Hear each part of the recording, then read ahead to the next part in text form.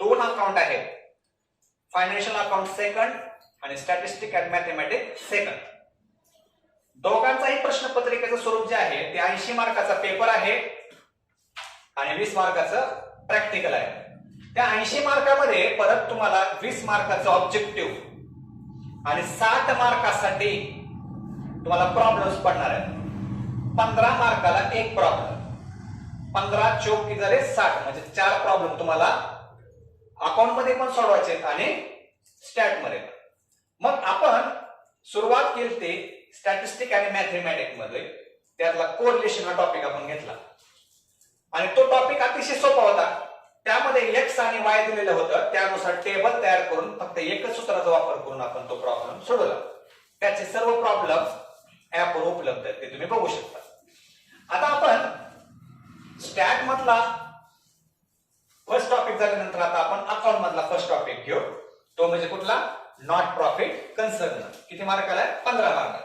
हा टॉपिक तुम्हाला 12वीला देखील झालेला आहे आणि 12वी पेक्षा उलट काय सोपा आहे.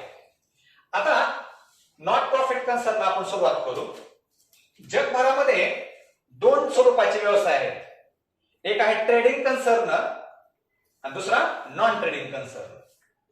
ट्रेडिंग कन्सर्न म्हणजे काय की ज्या व्यवसायाचा उद्देश फक्त नफा कमवणे असतो, समाजसेवेला दुय्यम स्थान असते, त्याला आपण काय म्हणतो? Trading concern.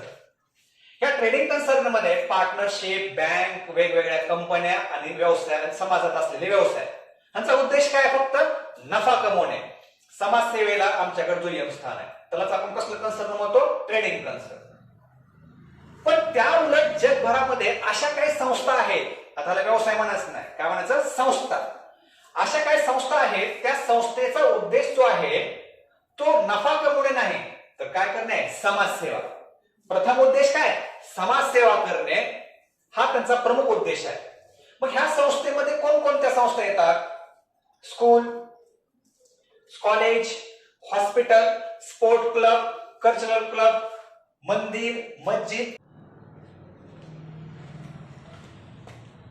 मग पहिला अकाउंट कुठला आहे? Income and expenditure. यामध्ये संस्थेचे सर्व खर्च एक्सपेंडिचर साइडला घ्यायचे, खर्च व लॉस. तर संस्थेचे सर्व उत्पन्न कुठे घ्यायचे? इन्कमला. आता सांगितल्याप्रमाणे संस्थेचे 3-4 प्रमुख उत्पन्न आहेत. कोणकोणते? Subscription, donation, entrance fees, admission fees हे संस्थेचे उत्पन्न आहे. त्या उत्पन्नातून संस्था खर्च करतात. दुसरं अकाउंट नसून त्याला काय म्हणायचं? स्टेटमेंट. या बॅलन्स शीट मध्ये संस्थेचे लॅबिलिटी आणि ऍसेट बाजू आहेत. लॅबिलिटी साइडला संस्थेचं काय घ्यायचं? कॅपिटल व संस्थेचे सर्व काय घ्यायचे? देणे. तर ऍसेट साइडला संस्थेची संपत्ती व काय घ्यायचे? देणे. लक्षात. आता परीक्षेमध्ये तुम्हाला रिसिप्ट आणि पेमेंट साइड दिलेली असते. काय दिलेली असते? Receipt and payment. रिसिप्ट म्हणजे काय? संस्थेचं उत्पन्न. आणि पेमेंट म्हणजे काय? संस्थेचा खर्च. आणि त्याखाली काय देतात? ऍडजस्टमेंट. ऍडजस्टमेंट तुम्हाला 4 ते 5 ऍडजस्टमेंट परीक्षेला पडतात, ते आपण ऍडजस्टमेंट एकदम सोपं आहे. मग ह्या रिसिप्टचे सर्व आयटम एक तर तुम्ही घेताना इन्कमला किंवा कुठे घ्यायचे? लॅबिलिटीला. रिसिप्टचे आयटम कुठे घ्यायचे? इन्कम किंवा लॅबिलिटी. आणि पेमेंटचे आयटम एक तर कुठे घ्यायचे? एक्सपेंडिचर किंवा ऍसेटला. ऍसेट ओळखा, ऍसेटला टाका आणि उरलेले सगळे खर्च कुठे घ्या? एक्सपेंडिचर. झाले, पोस्टिंग झाले. आता त्यानंतर तुम्हाला ऍडजस्टमेंट आहे. ऍडजस्टमेंट मध्ये पहिली ऍडजस्टमेंट आहे बघा तुम्हाला, डेप्रिशिएशन. डेप्रिशिएशन म्हणजे काय? संस्थेमध्ये काय ऍसेट असतात, त्या ऍसेटचा वापर केल्यामुळे त्या ऍसेट मध्ये काय होते? घट होते. घट कसे होते? 5%, 10%, 15%, 20% घट होते. मग ती घट झाली की त्या ऍसेट मधून तुम्ही काय करणार? लेस करणार. ऍसेट मधून काय करणार? तुम्ही लेस करणार. आणि हा तुमचा एक प्रकारे लॉस झाला. लॉस झाल्यामुळे तुम्ही कुठे घेणार? एक्सपेंडिचर साइडला घ्यायचा. दुसरा इफेक्ट कुठे घ्यायचा? एक्सपेंडिचर. समजलं? दुसरी ऍडजस्टमेंट आहे आउटस्टँडिंग एक्सपेन्सेस. मला सांगा, संस्थेचे एक्सपेन्सेस इन्कमला आहेत का एक्सपेंडिचरला आहेत? एक्सपेंडिचर. कुठे आहे? एक्सपेंडिचर. एक्सपेंडिचरला काय खर्च आहेत त्यांचे, ते खर्च त्यांना देणं आहे. खर्च देणं आहे म्हटल्यानंतर त्या खर्चामध्ये तुम्ही काय करणार सांगा बरं? ऍड करणार आणि देणं असल्यामुळे बॅलन्स शीटच्या पुढे घेणार लायबिलिटीला.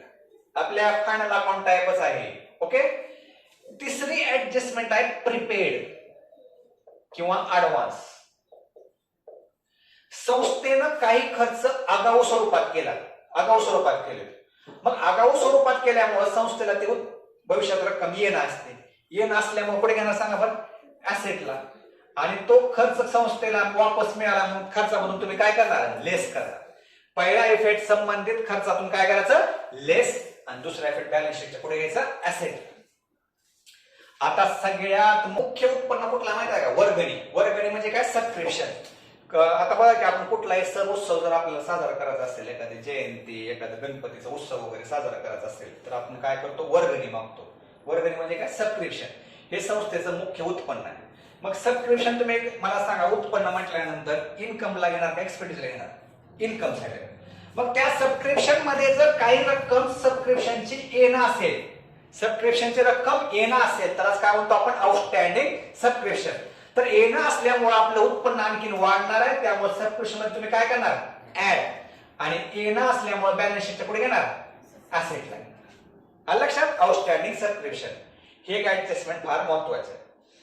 आता काय काय वेळेस सबस्क्रिप्शनची रक्कम आपल्याला ऍडव्हान्स मध्ये मिळते म्हणजे सबस्क्रिप्शनचं उत्पन्न आपल्याला आगाऊ मिळते. मग कुठल्या व्यक्तीने जर ते आपल्याला उत्पन्न वापस मागितलं तर ते आपल्याला काय असते देणं असते.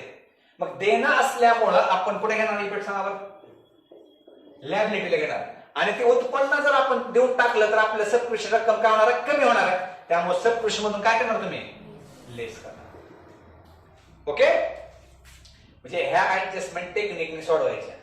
आणि एक लास्ट एक सगळ्यात महत्वाची ऍडजस्टमेंट आहे बघा कॅपिटलाइज्ड.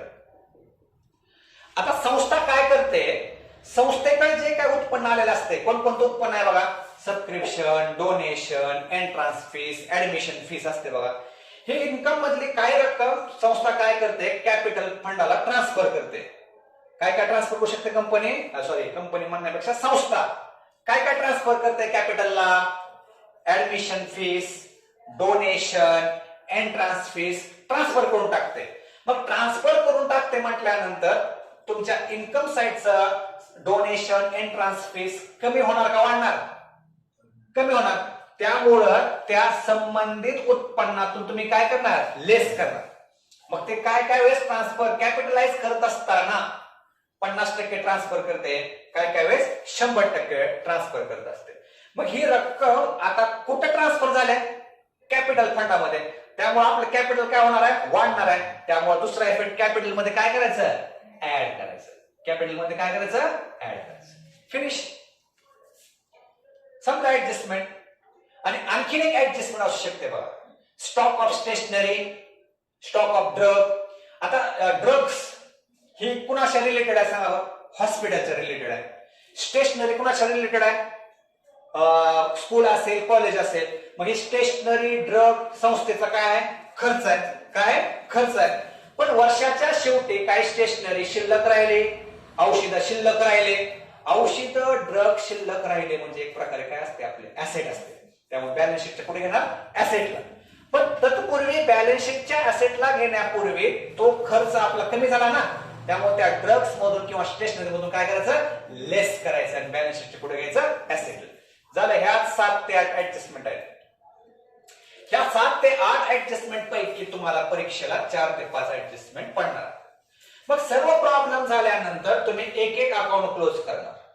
पहिला अकाउंट कुठला आहे इन्कम अँड एक्सपेंडिचर. आणि अकाउंट क्लोज करताना आपला नियम काय सांगतो जी साइड जास्त आहे ती दोन्हीकडे घ्यायची. आता समजा इन्कम जास्त आहे एक्सपेंडिचर साइडला फरक पडला त्याला म्हणायचं सरप्लस. काय म्हणायचं सरप्लस.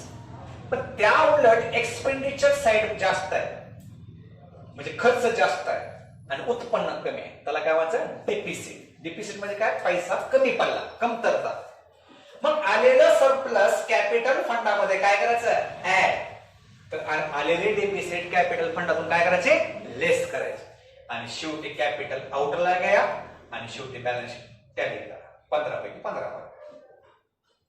12वीला जरा जास्त अवघड टाईपचे प्रॉब्लेम होते पण फर्स्ट इयरला एकदम सोपे आहे. ओके लक्षात आलं तुम्हाला लिहून घ्या.